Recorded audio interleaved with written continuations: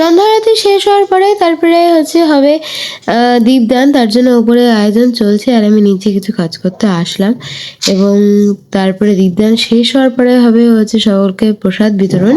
আর ওপরে কীর্তন করতে এসেছে টুঙ্গিদিঘি থেকে এক প্রভু এবং 3 জন ছোট ছোট, তারা গুরুকুলের শিষ্য আর কি, টুঙ্গিদিঘি থেকে।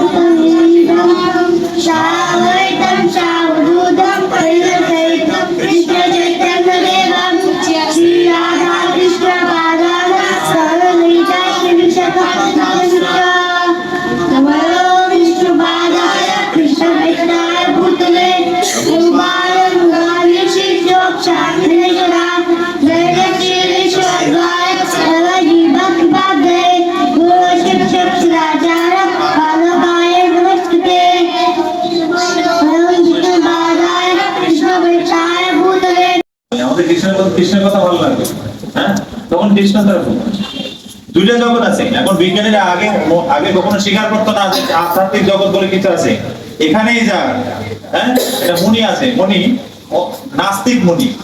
মুনি মুনি মানে হচ্ছে যিনি জল্পনা কল্পনা করছেন আর নিজের ধারণা তৈরি